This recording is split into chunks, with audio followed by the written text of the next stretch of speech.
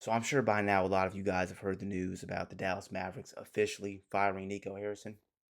And I know it got a lot of people happy, everybody jumping around celebrating. I know when the news broke out, it made a lot of people's day. I have this video pulled up by Uncut Hoops. The Dallas Mavericks are a clown show. Now, shout out to Uncut Hoops. I think he's one of the best NBA channels, especially faceless NBA channels that strictly just talk about the game. I disagree with a lot of his takes, especially when it comes to like the old his criticism with the modern NBA and his strong criticisms of LeBron. But I mean, other than that, like I really do enjoy this guy's channel. I think his channel's great. But as far as the Dallas Mavericks goes, I would consider myself a Dallas Mavericks fan. Um, I do want the Dallas Mavericks to win. Kyrie is like my favorite player. Like I want to see him win one more championship. And I think I don't know, man. It's not looking too good. When you take a look at this trade, who won on this side? Is it the Dallas Mavericks or is it the Lakers? It's the Dallas Mavericks. Why are you the way that you are? The Dallas Mavericks will win the NBA championship. I don't think so. I mean, you got to think about this though. Like, if you look at the roster on paper before the season started, because I think that's when Stephen A. made that when Stephen A. Smith said that. When you look at their roster on paper and you compare it to all the other teams, their odds of winning the championship are very favorable. Just on paper. But like I said, there's a lot of injuries and a lot of other stuff that's involved. But just on paper, like I don't blame Stephen A. Smith for coming to that conclusion when he's picking who he thinks is gonna win the championship. Because on paper, the Dallas Mavericks look really really good, really good. 5 minutes later. Breaking news out of the NBA, the Mavericks are expected to fire general manager Nico Harrison at 10 a.m. Central Time.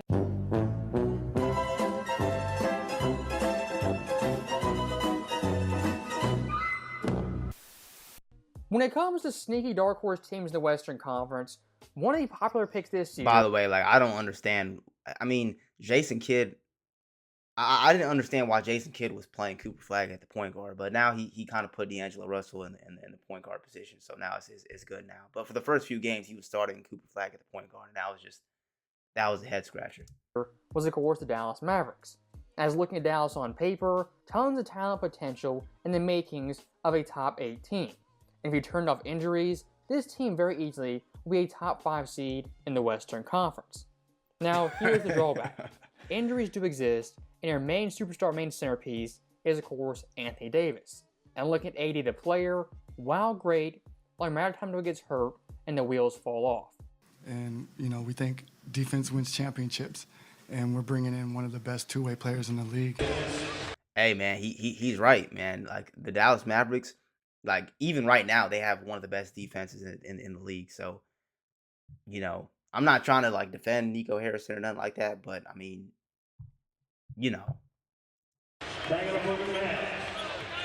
Oh, no. Uh-oh. They're already without Daniel Gafford and Derek Lively, and now Anthony Davis walking off the court. So these are the angles. For someone like Davis, overall skill, talent, their general greatness has never been in question. This guy's big-time question mark is his health and injury concerns. And looking at the Mavericks, they knew this going into the Anthony Davis business, as Davis right now is his mid-30s, approaching year 15. Anthony Davis, even in his prime, was never the healthiest superstar player, most reliable player. And in terms of elevating teams, man, Anthony Davis is a dog, man. Like it's like I think the main thing with him, like he's saying, is the injuries. But man, like he's still a great player, like a great player, And it wasn't just Anthony Davis that they got with the trade. They got Anthony Davis, Max Christie, and I think they got a 2029 pick. It's the trade. Like I understand people being upset with the trade though, but like. I honestly, like, after the trade, even though I thought the trade was stupid, like, I still think the Dallas Mavericks could still win. Like I said, just looking at the roster on paper before the season started, like, I still thought that the Mavericks could do something special. As looking at Davis' past couple of seasons, outside of one outlier year, where he played 76 games, he's missing 25, 30, even half the season. Anthony Davis, while great, isn't healthy enough to the man of a team and a championship caliber team. And looking at someone like Nico Harrison, him knowing that beforehand makes the Luka Doncic trade even that more egregious. Okay, so now this is where I am going to defend Nico Harrison. Nico Harrison has been responsible for making some great decisions and adding some great pieces to the Mavericks team. For example, he brought in Kyrie, he brought in PJ Washington, Daniel Gafford. He's been like, and then those are really good. Like, they're really key pieces to the Dallas Mavericks and why they're such a good team. So he has made, like, I know the Luka trade is like nobody's ever gonna forgive him for that, but like he has done some good things for the Mavericks. Now, the full details of the trade are as follows. The Lakers get Luka, Maxi Kleber, and Markieff Morris. Dallas gets Anthony Davis, Max Christie, and LA's 2029 first-round pick. They had another first. Yeah, I saw this shit. I saw that, man. Now, when it comes to Nico Harrison's roster, And this guy here, bro. This guy, if there's one player right now that's pissing me off the most in the Mavericks team, it's fucking this guy right here. I don't know what happened with this dude. Like, he just stopped trying. He's not the Warriors Game 6 Klay Thompson anymore, dude. This guy's like not even trying at all, man. And I know, like, he's older, he ain't gonna be like fucking 2016, 2017 Klay. But if you really look at his game, like, his game doesn't really require any athleticism. Like, not like that much. Like, he ain't playing like Russell Westbrook, to where age would affect a player like that. All this motherfucker does is, like, catch and shoot threes. He just been missing them. Like, he can't make a shot to save his life. I don't know what's going on with Klay Thompson, man. Like, he just stopped trying, dude. Like, I think he just literally stopped trying. He's just with his girl Meg Thee Stallion, and he just said fuck basketball.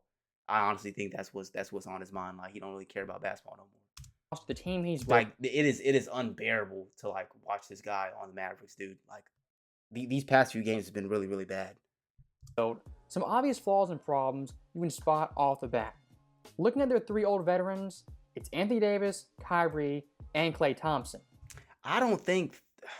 See, it says average age. Let me move my camera real quick. It says average age 33.4 years old. I mean, like, a lot of these guys, like, the way the league is right now, and the way, like, how healthy these players are, I don't really think that 33 is that old, honestly. I still think that they could still play hard. They could still be good at 33. So, and it's like, I get it, bro. Like, it's not really the age. It's just the injuries, honestly. And Klay Thompson, it's just, I don't know what's going on with Klay Thompson. Like, I think he just stopped caring. But Kyrie and Anthony Davis is really just injuries, though. That's pretty much it. All those guys, 30+ years old and very injury prone. Now look at the second set of players. Cooper Flag, Lively, and Max Christie. I love Max Christie. I think he's great.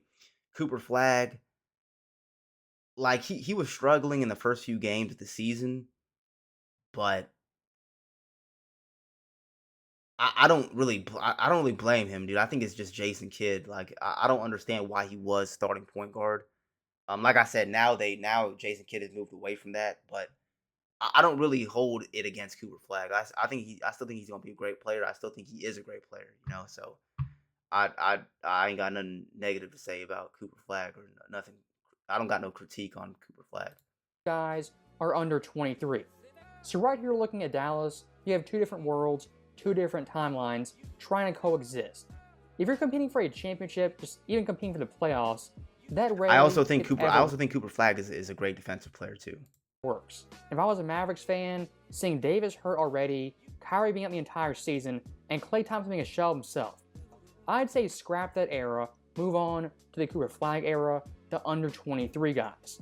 As looking at NBA history, here's two truths we see in every era. Older NBA teams, their superstars, are 30+, rarely if ever win. That's one truth. Now here's the second. When you try to straddle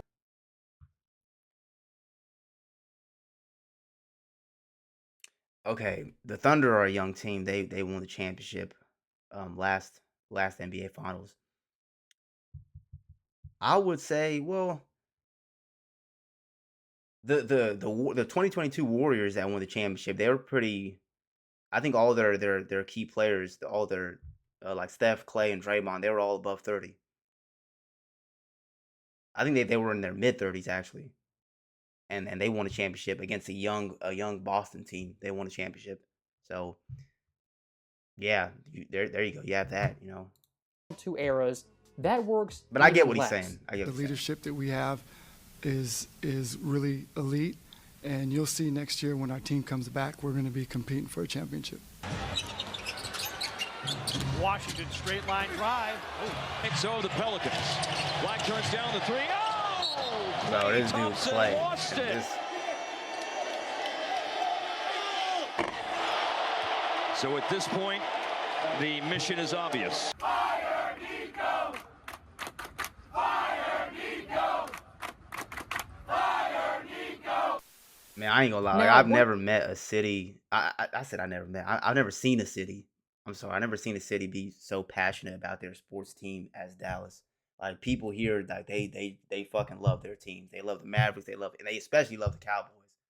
Like Dallas has like one of the most passionate sports fans that I've ever seen.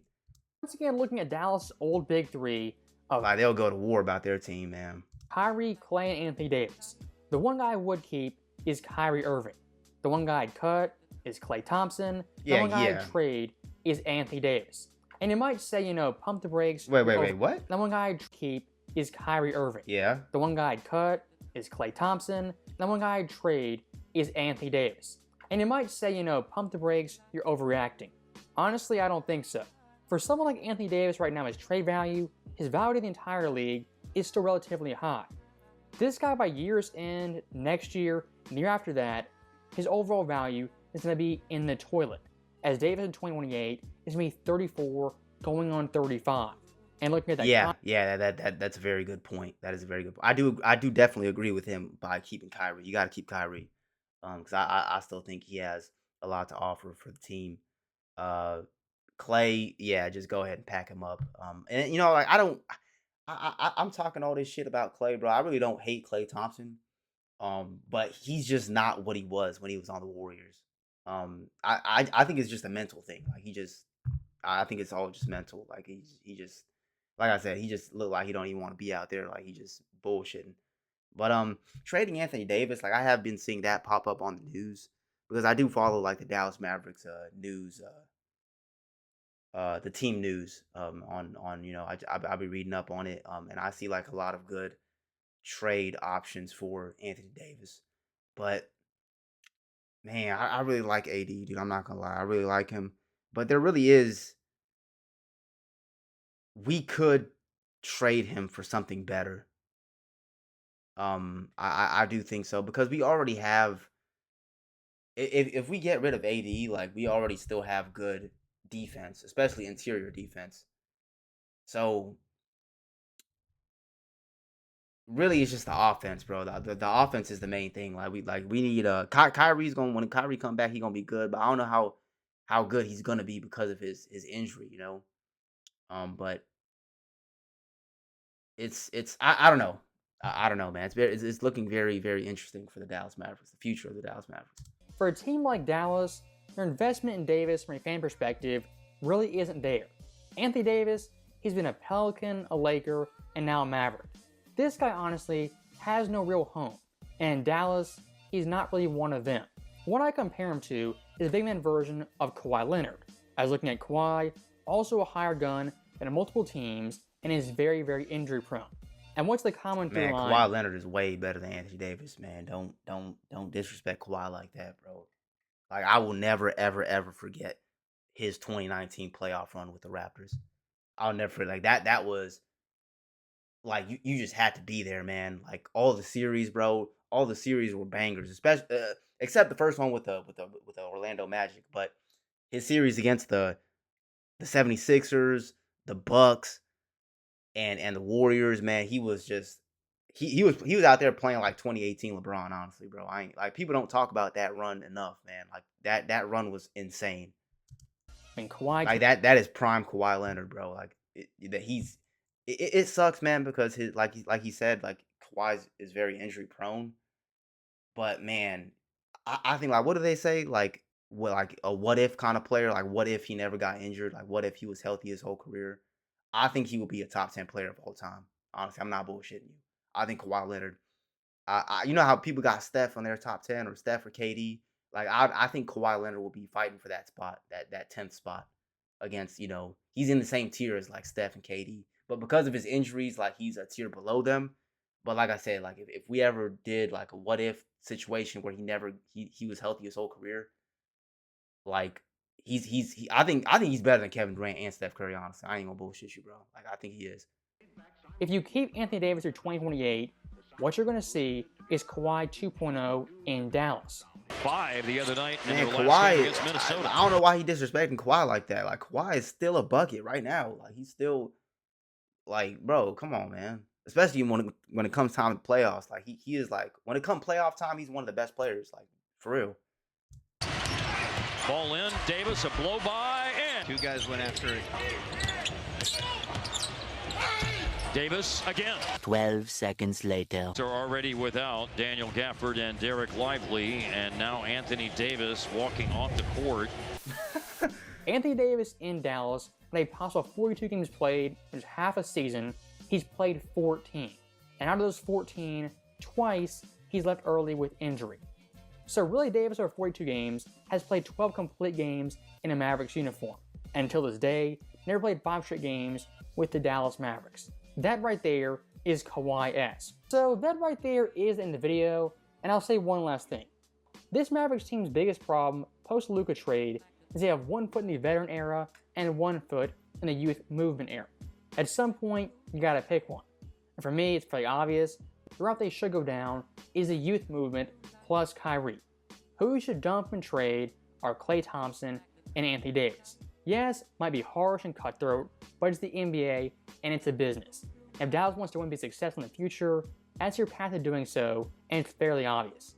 As always, thank you guys for watching. Hope you enjoyed it. Yeah, it's another reason why I like this channel. I'm gonna drop a like on this video. It's another reason I like the channel. I think that is he does make a great point.